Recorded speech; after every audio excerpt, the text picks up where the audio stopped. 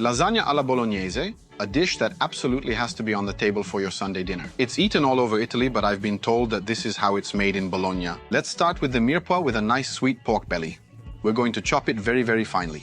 I'm using a stretched sweet pork belly, but you can also use the rolled kind. The important thing is that it's not smoked. That's absolutely forbidden. And this delicious mince is going to act as the base of our mirepoix. Let's head to the stove. We're going to pour in a generous splash of olive oil. Add in the pork belly. Let it dissolve nice and slowly. I'm using a saucepan with a double bottom. We're going to have to cook our bolognese for multiple hours. So we need to let it cook slowly, but at a constant temperature. Now we can add in the celery, carrots, and onion. I recommend you chop them up very, very finely, okay? Keep an eye on the temperature at this point. The onion mustn't be allowed to burn. So, while constantly keeping it at a medium-low heat, we're going to stir it from time to time. By doing this, our mirepoix will be perfect. Now let's turn up the heat a little bit, because we have to brown our ground beef. I've decided to use only ground beef, but feel free to go for a mix of beef and pork, which is the way it used to be done in the old days. We're going to caress it nice and gently, right? We're going to brown up all the meat, make it sizzle. This is going to take us about 10 minutes. You need patience for bolognese, okay? You need patience. Our sauce is sizzling away nicely. Listen to how it sings. When there is no more liquid left at the bottom of the saucepan, we can simmer it with the wine. We've chosen red wine, but you can also use white. All that matters is that it's good. Now this is the perfect opportunity for us to deglaze the bottom. All the different flavors will blend together.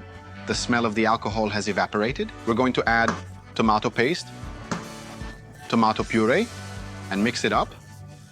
And now the liquid part, which is going to cover our sauce. Vegetable broth. If you prefer, you can always use a meat broth instead, as long as it's not salty. Now our bolognese is about to set off on a long journey. Cook it for 2 hours on a medium-low heat.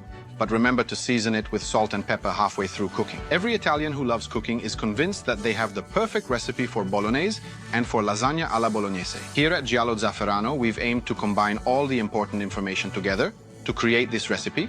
To do this, we've used the recipe on file, our own experience in the kitchen, and most importantly, your invaluable advice, and our grandma's advice too. It's been 2 hours, our bolognese is ready. This is exactly the consistency we're looking for. At this point, some people like to add milk at the end of the cooking. We're not going to do that, it's completely optional. Turn off the heat and put the bolognese to one side, and now we're going to prepare the fresh pasta, which will be green. So let's start with the spinach.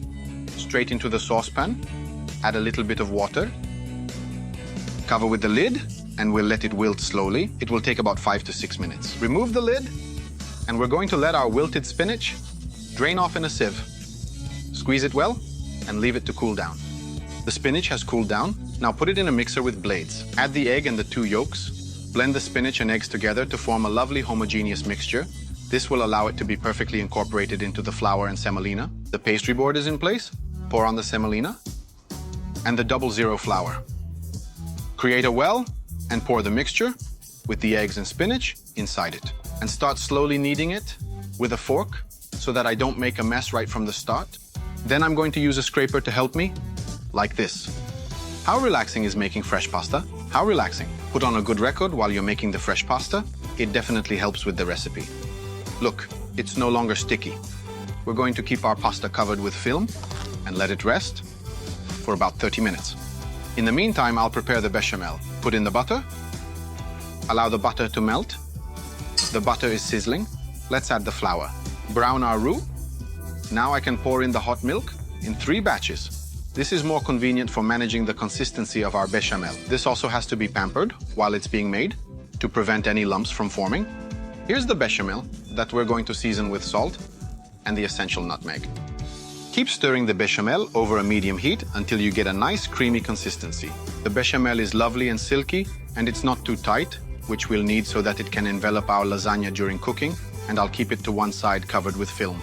Now that the pasta has rested, I can roll it out. Divide it into 2 parts for convenience. I'll keep the other half covered, a nice sprinkling of semolina, and I'll start stretching it. Obviously, I'll start from the widest thickness. Our pasta is ready. It's beautiful, green, rough to the touch, and 0.5 millimeter in thickness. Now we have to cut our dough according to the size of our baking sheet. Since it's going to widen a little during the cooking process, we'll cut it to 1 centimeter less. Let's be precise, okay? Lasagna has to not only taste good, but look good. And now we'll boil the sheets for a few moments. Get some lightly salted water gently simmering and drop in the first one. After 30 to 40 seconds, drain off the excess water and leave it to rest on a cloth. Keep doing this with all the sheets and leave them to rest, but not on top of each other. We finally have everything we're going to need in order to make our lasagna. Let's start with a thin layer of bechamel and a little bit of the Bolognese. Spread it out well, and we'll start on the first layer, our lasagna sheet, then the bechamel, our Bolognese. Spread it out to every corner, okay? A generous helping of grated Parmesan cheese. Any lasagna worthy of the name requires at least 6 layers. We've now reached the last sheet where I'm just going to add the Bolognese, and plenty of it.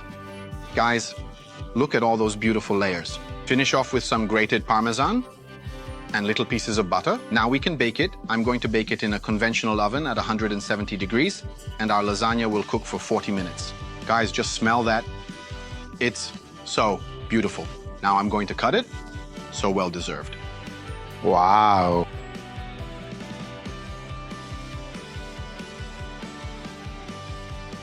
It's making me emotional how good it is. I highly recommend you make it yourself. Oh. Joe?